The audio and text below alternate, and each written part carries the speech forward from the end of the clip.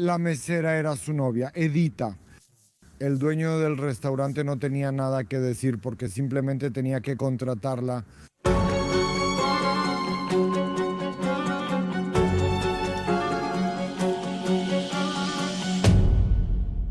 Hola, bienvenidos a otro episodio de Patrulla Criminal. Como saben, de vez en cuando volvemos a esas historias de gángsteres de hace años. Pero no son años, diría yo, de antes de la guerra. Son los años del principio de este siglo, o sea, los años 2000, así que si lo vemos así, fue relativamente hace poco. Regresamos a esto, ya sea por historias que fueron muy sonadas, o también porque, a pesar de que han pasado unos 20 años, estos casos todavía están llegando a su final. Así es exactamente en este caso. Aunque comenzó en el año 2002, es hasta ahora que este caso llegó a los tribunales porque en este momento hay una resolución para este caso. Como saben, yo he dicho muchas veces que esos fueron años excepcionales, los más difíciles. También para la policía, en la que yo trabajaba en ese entonces. Un montón de diferentes tipos de pandillas, grupos criminales. Prácticamente cada ciudad grande o pequeña tenía su propio grupo criminal, su propia pandilla. La policía, la fiscalía, pues básicamente eran débiles. Apenas estaban haciendo, diría yo, una nueva policía. Año 2000, apenas se creó la Oficina Central de Investigaciones. Hoy en día, la Oficina de Investigaciones de la Policía. Así que esos apenas eran los comienzos. Los gángsteres pues competían entre ellos. Y diría que de manera muy intensa. Muchos de ellos murieron. Es difícil decir cuántos, pero podemos asumir con bastante precisión que alrededor de 200 fueron asesinados, baleados durante esos ajustes de cuentas entre ellos. Varios cientos más simplemente desaparecieron. Algunos huyeron al extranjero. Probablemente todavía viven allá, otros más están enterrados en algún lugar de los bosques. Incluso haciendo un episodio sobre una banda o un grupo al estilo de Capone, utilicé una expresión diciendo que en los bosques cerca de Sonch había más cadáveres enterrados que hongos. Pero claro, es una exageración. Sin embargo, en cierto modo refleja el ambiente de aquellos años. Los invito a ver el siguiente episodio.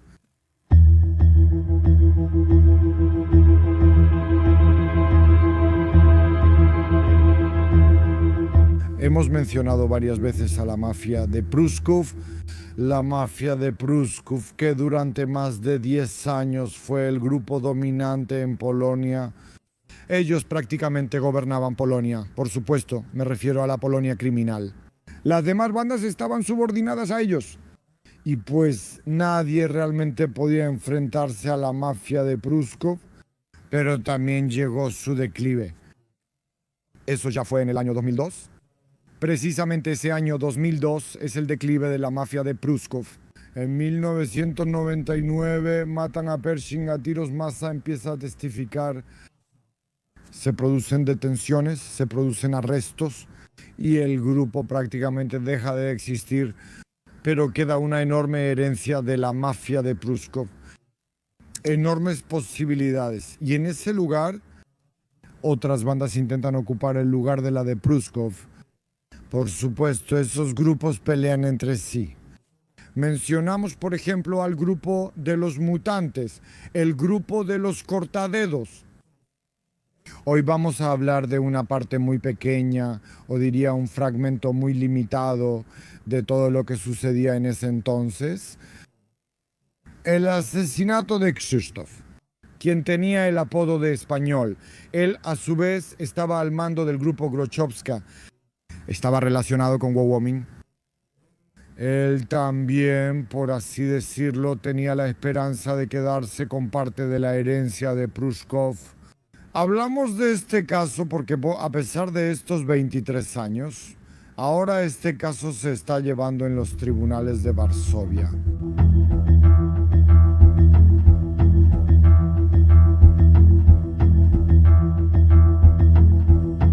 Krzysztof K., apodado El Español, empezó desde abajo, como prácticamente todos en este oficio. Fue guardaespaldas, también fue chofer de Niewiadomski. Wiesław Niewiadomski, quien también se volvió una leyenda del mundo criminal, En general, la familia Niewiadomski, porque no solo es Wisław, sino también su hermano Henryk y también su sobrino Paweł. De alguna manera, esa familia también muestra lo que estaba sucediendo en ese entonces. En un momento también hablaré de eso. Volviendo a Krzysztof, él comienza su carrera de esta manera, siendo el chofer de Wiesław Niewiadomski. El propio Niewiadomski, Wiesław, está al frente. Bueno, la gente a menudo dice o confunde que él estaba al frente de la mafia de Wołomin. En realidad, él estaba al frente del grupo Ząbkowska. El jefe de este grupo, yo diría que no importa tanto de qué grupo estaba al frente, porque todo eso realmente puede confundirse. Es el líder de uno de los grupos criminales. Sam Niewiadomski, Wiesław 6 de febrero 1998, está haciendo compras en la tienda de delicatessen en la calle Powieka en Praga. Ya hizo esas compras, se sube a su Pontiac. De repente aparece un hombre, un asesino con una metralleta, dispara una ráfaga y así Wiesław Niewiadomski, apodado el Loco, muere en el acto. Tenía apenas 52 años. Prácticamente todos esos negocios los manejaba con su hermano Henryk, apodado el Viejo. Eso también es algo un apellido y apodo conocidos. El abuelo, en cambio, está cumpliendo condena en 2007. Eso probablemente le salvó la vida, porque ya en 1995 él era, en general, Jihad, es decir, el hermano de Wiesław, era un apasionado de las palomas. Le fascinaban las palomas y verlas volar en círculos. Creo que hasta las llevaba a competencias de vuelo. Tenía su propio palomar en Ząbki. Una noche un asesino irrumpió en ese palomar con una metralleta. Mató a todos los que estaban en ese palomar. Luego resultó que mató a 3 personas que eran completamente ajenas. Jihad no estaba en el palomar en ese momento y así evitó la muerte. Luego hubo varios intentos de asesinato contra su vida. Siempre lograba salir ileso de esos atentados. Al final termina en la cárcel y cumple su condena. En agosto de 2007, le dispararon a su hijo. Paweł está muriendo en el hospital. Es agosto. Sam Niewiadomski, el padre de Paweł, está terminando su condena en este momento. Iba a salir en octubre de 2007 mientras aún estaba en prisión, jugaba ping pong. Seguramente le afectó que unos meses antes le habían matado a su hijo mientras jugaba ping pong. Le dio un derrame cerebral y también falleció a los 59 años. Su hijo tenía 33. La historia de los Niewiadomski muestra más o menos cómo sucedía todo en ese entonces, que ninguno de ellos conocía ni el día ni la hora, que se mataban entre ellos, se disparaban y planeaban atentados.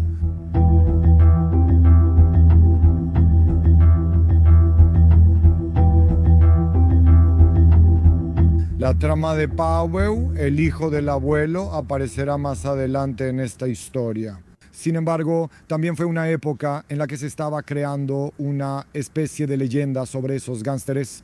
De hecho, si lo miramos desde la perspectiva de hoy, desde esa perspectiva, algunas de sus acciones serán realmente sorprendentes.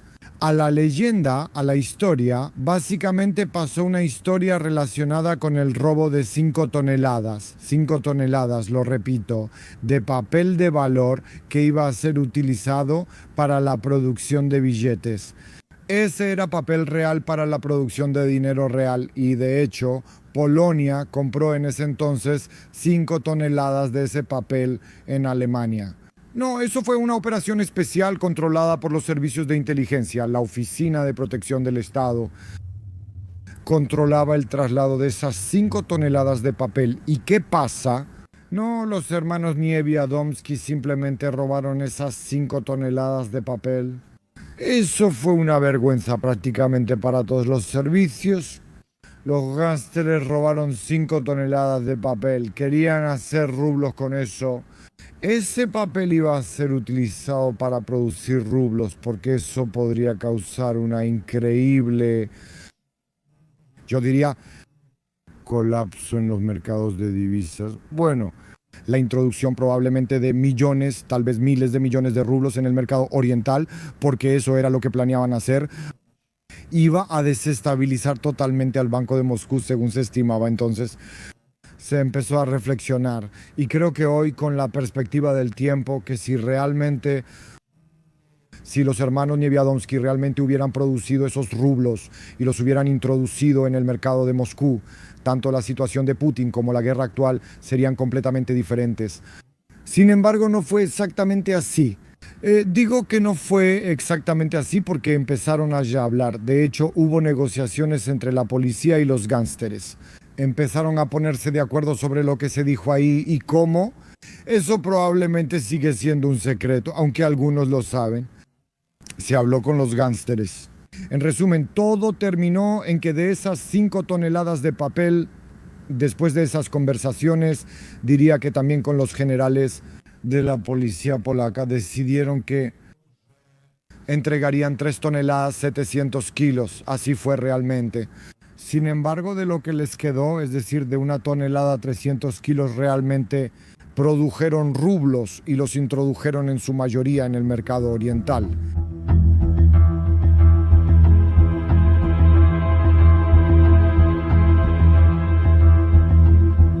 Pero volviendo al español, él tenía su cafetería favorita, un restaurante donde solía pasar el tiempo.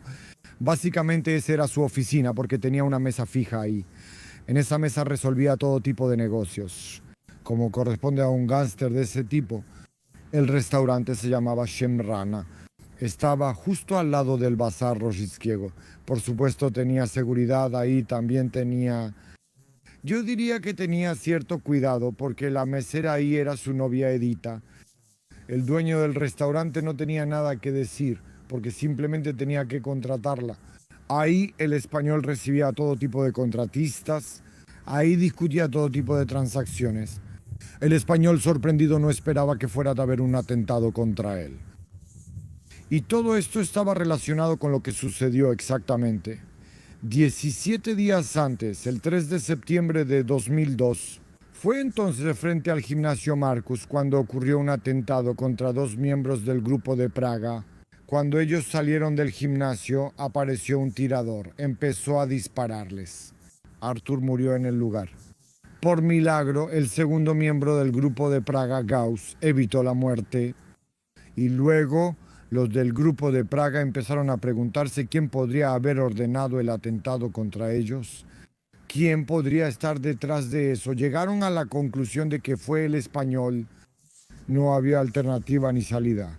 Solo sabían que tenían que devolverle el favor al español. Eso, por supuesto, significaba que el español tenía que morir.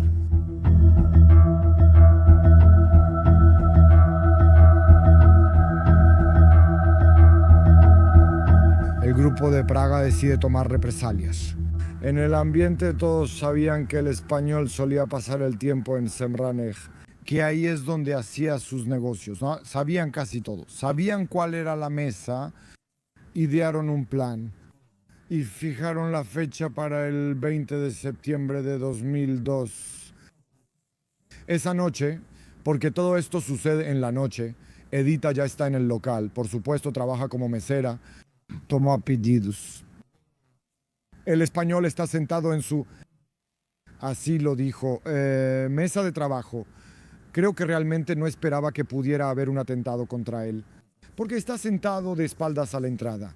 Si hubiera visto westerns, sabría que si hay algún peligro, uno se sienta de frente a la entrada.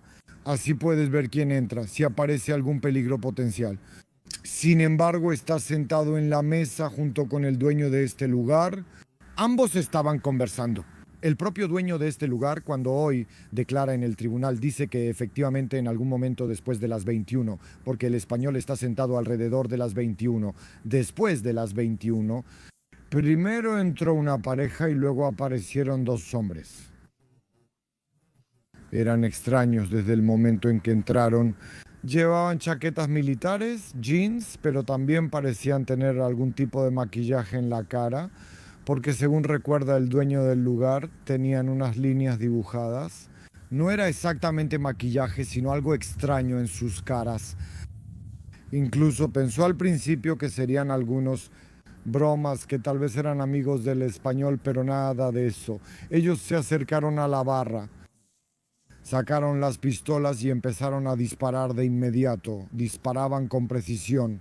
Se notaba que tenían experiencia. 10 balas alcanzaron a Español, le dieron en el pecho y en el abdomen. Simplemente cayó muerto sobre esa mesa y el dueño del lugar simplemente se escondió detrás de esa mesa. Miró a esos dos asesinos para ver si también le iban a disparar, pero ellos no tenían esa intención. Uno solo le indicó que se quedara callado y luego simplemente salieron del lugar. El lugar contaba con cámaras de seguridad en ese momento. Los policías lo aseguraron. De alguna manera esas grabaciones de las cámaras eran de mala calidad. Ahí básicamente no se ve mucho, excepto que en el momento del atentado un hombre camina a lo largo del local. En el momento en que se escucharon los disparos, él simplemente se aleja tranquilamente. Parecía que era la escolta de los atacantes. Se puede ver a otro hombre en el estacionamiento, que supuestamente tiene una pistola en la mano. Y se puede ver a otro hombre que sale del local después de los disparos. Ese es supuestamente uno de los atacantes. Levanta la mano a la altura de la cadera, como si estuviera escondiendo algo bajo la chaqueta. Podemos suponer que solo guardó la pistola, tranquilo, igual que los otros dos. Se va y toda la acción termina de esta manera.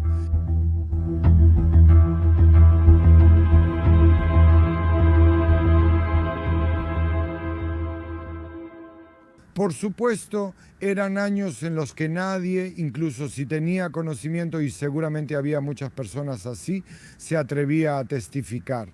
Todos simplemente tenían miedo. La policía incluso identificó a los posibles responsables. Incluso sospechaban correctamente quién estaba detrás de esto, quién llevó a cabo este atentado, pero no había pruebas. Y básicamente esa fue toda la investigación. Se archivó.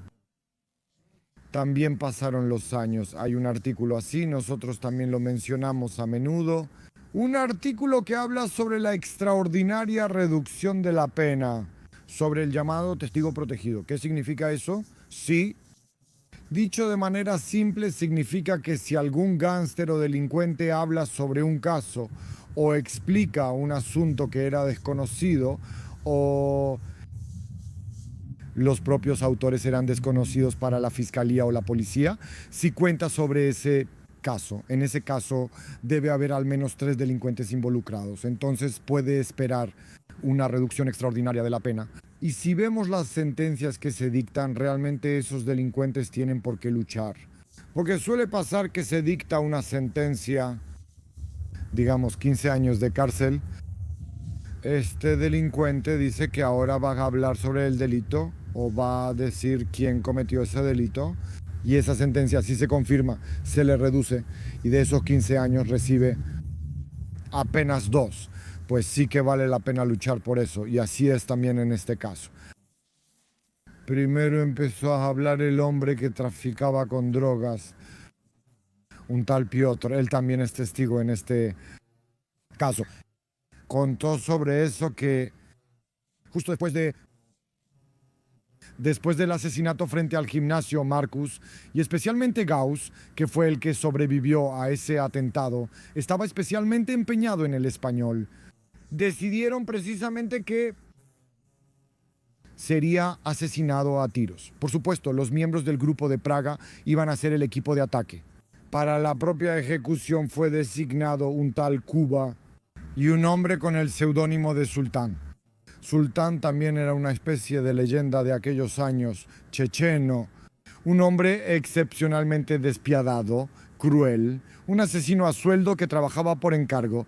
No todos en Varsovia le tenían miedo. Tenía su reputación y estaba especialmente en contra de Hispan, por lo que ocurrió antes en ese gimnasio.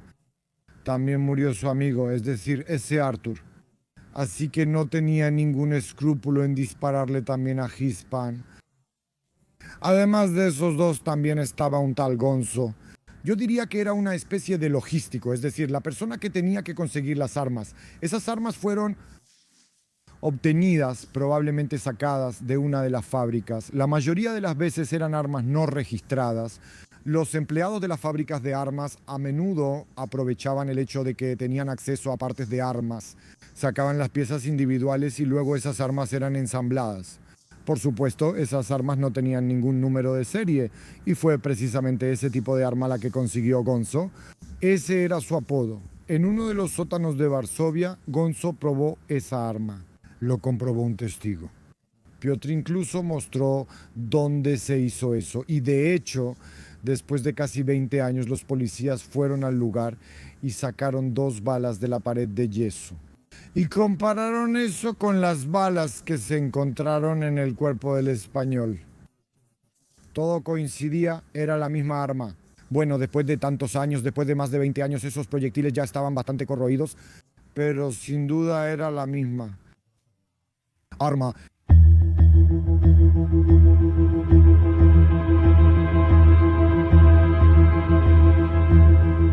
Todo lo que pasó también fue confirmado más tarde por uno de los hombres relacionados con el propio español. Por supuesto, después del asesinato del español, su grupo planeaba vengarse, es decir, matar a los otros. Pues, ¿cómo podría ser de otra manera? Como hicieron una lista. Esa lista la hizo un tal Arturo del grupo del español. En esa lista aparecieron 4 apellidos: el de Cuba, el de Gauss, el de Sultán y el de un tal Jacobo Z, quien en ese momento estaba al frente de ese grupo. Se planeaba, por supuesto, que serían asesinados en represalia por el asesinato del español. Las primeras detenciones, en este caso, las primeras de estas detenciones ocurrieron hasta agosto de 2023.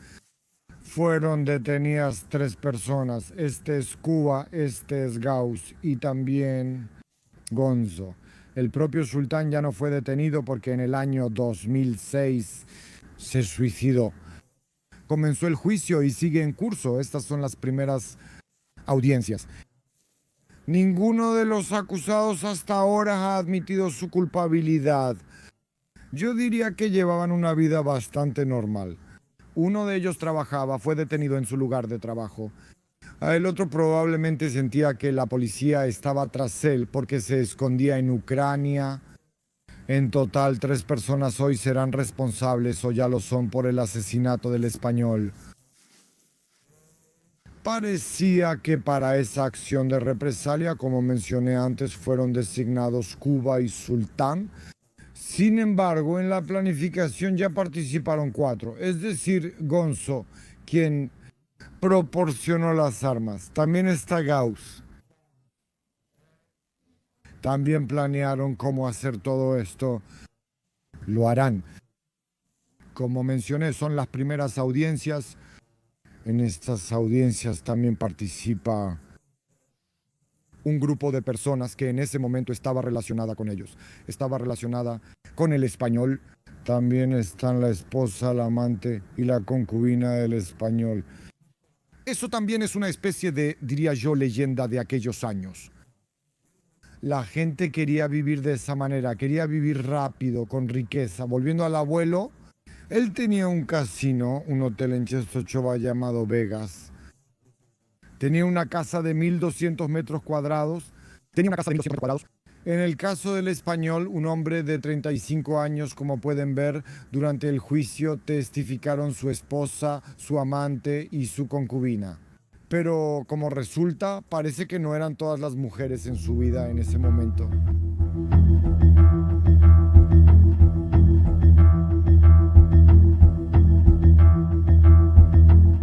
No, todas esas 3 mujeres que mantenían, por así decirlo, relaciones íntimas con él, hoy ya tienen otra vida. La esposa y madre de su hijo dice que esperó muchos años para que este asunto se aclarara. También digo que el español probablemente no esperaba que se estuviera planeando un atentado contra su vida.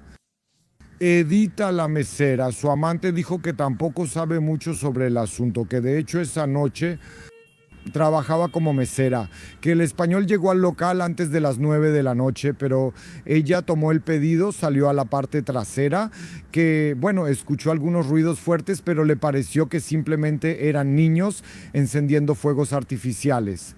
Cuando salió ya vio al español muerto acostado sobre la mesa y le dio un ataque de histeria. No, pero sobre el caso en sí no sabe mucho. En este caso también está la concubina, quien dice que vivieron juntos 15 años y tienen una hija en común. Hoy en día esa concubina es una oficinista que trabaja normalmente. Dice que sospechaba que el español tenía contacto con otras mujeres, pero parece que simplemente no le molestaba. Pero también surge otro tema en esto. Les hablé de eso, de Pablo, que era hijo del viejo.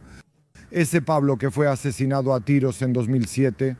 Parece que Pablo, apodado Hormiga, también tenía problemas con el español, porque parecía que el español le había quitado a su novia Marta. Entonces ya es la cuarta mujer al mismo tiempo que parece que estuvo relacionada con el español. Y parece que Pablo también planeaba un atentado contra él. Su vida. Ese es uno de los hilos de este caso. Probablemente esto seguirá siendo aclarado. También se aclarará quién más ayudó en el atentado. Porque todo esto indica que alguien del lugar, tal vez alguien del personal o tal vez alguien que fingía ser un cliente, entró al lugar y informaba si el español esa noche tenía escolta. El hecho de que alguien estuviera allí está respaldado por pruebas, porque Pedro, quien está testificando en este caso, es un testigo clave. Dijo que esa noche recogió las tarjetas SIM entre las personas que informaban o se comunicaban esa noche cuando ocurrió el asesinato. Eso por supuesto se aclarará. Como recuerdan, antes entró una pareja ahí. No se puede descartar que esa pareja haya entrado precisamente para echar un vistazo y averiguar si el español tenía seguridad en el local.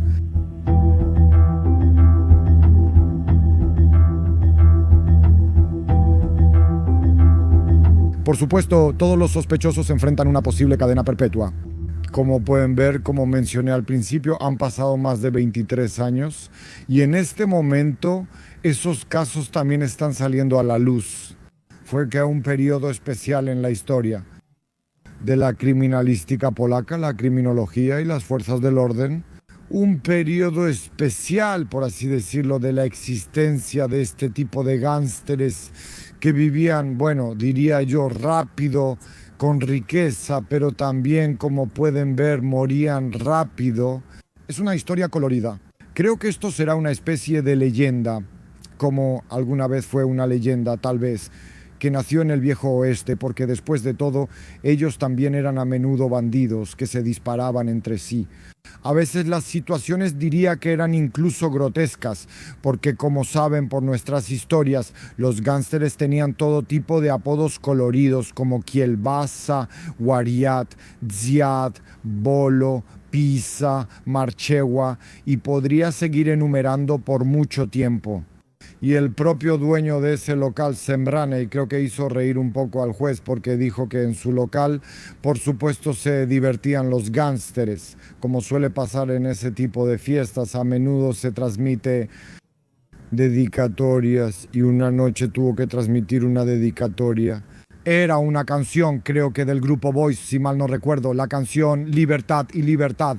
Y esa dedicatoria sonaba más o menos así. Y ahora, del hacha para la cadena, la canción Que viva la libertad y la libertad. Bueno, si reír o llorar, júzguenlo ustedes, así eran los tiempos. Esa es la historia de hoy. Por supuesto, suscríbanse a nuestro canal y como siempre, cuídense.